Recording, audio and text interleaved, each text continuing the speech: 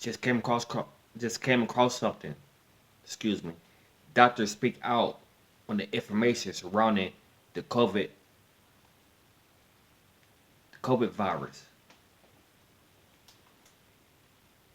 It's crazy. I'm not wearing no mask no more. We are being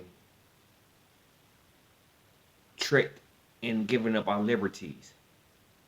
So all you see, so the media, the Democrat Party, everybody you see that push this mask on you, especially from the Democrat Party and some of these celebrities. It's especially in the minds of little kids. It's training us. It's doing more harm than good. We are really giving up our liberties and rights. The name of it is Doctors Speak Out Misinformation Surrounding COVID-19.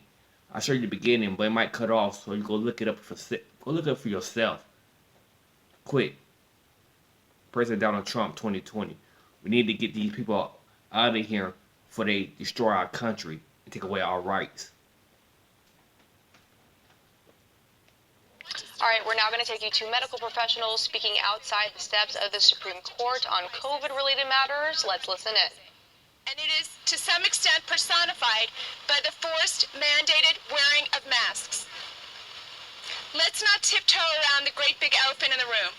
The facts are actually not in dispute. Masks are completely irrelevant in blocking the SARS-CoV-2 virus. If you doubt that, you must watch the educational session that we've done about the myth of masks.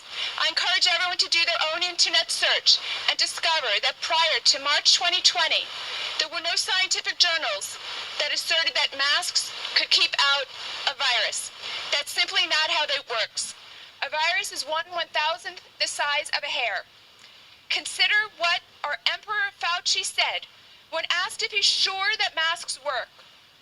Now remember, he is not new to the game. This has been his life's work for decades. There was no chance that what he said was a mistake, and there was no chance that SARS-CoV-2 is different than any other RNA virus, that he has made his life's work. Dr. Fauci said, when you're in the middle of an outbreak, wearing a mask might make people feel a little bit better, and it might even block a droplet, but it is not providing the perfect protection that people think it is, and often there are unintended consequences. What the New England Journal of Medicine, a premier medical journal, had to say about masks, the following. It is clear that masks serve symbolic roles. Masks are lucky charms that may help increase healthcare workers' perceived sense of safety and well-being. Thus, although such reactions may not be strictly logical, we are all subject to fear and anxiety, especially during times of crisis. Expanded masking protocols' greatest contribution may be to reduce the transmission of anxiety. That is per the New England Journal of Medicine. I will put it plainly to you, my fellow Americans. You have been lied to by the media. Propaganda is not a new phenomenon. Thomas Jefferson said, "The man who reads nothing at all is better educated than the man who reads nothing but newspapers." And John F. Kennedy pointed out that it does not matter if the propaganda had a sinister purpose. The great enemy of the truth is very often not the lie, but the myth, persistent, persuasive, and unrealistic. These days, Americans fall into three groups: those who recognize the propaganda, those who have been successfully propagandized, and those who don't care. We'll just leave them out of it for now. My message is for mask believers who have not yet realized that they are victims of propaganda and who also think it is no big deal to force other people to wear a mask. In fact, there are three enormous problems with masks. First, mask mandates are spreading fear and hostility that is changing American culture. We are less friendly, less interactive, more hostile, quicker to be angry with our fellow citizen. Masks are very socially divisive. There is mask shaming and mask virtue signaling. There's hashtag social compliance, and there's citizen policing of sidewalks and airplanes and restaurants. And in addition to hostility, masks bring a palpable sense of fear that is totally unwarranted by the facts. There are actual human beings who believe that others will be harmed if they don't wear a mask, and this is tragic. Second, mask mandates cause an insurmountable civil libertarian issue.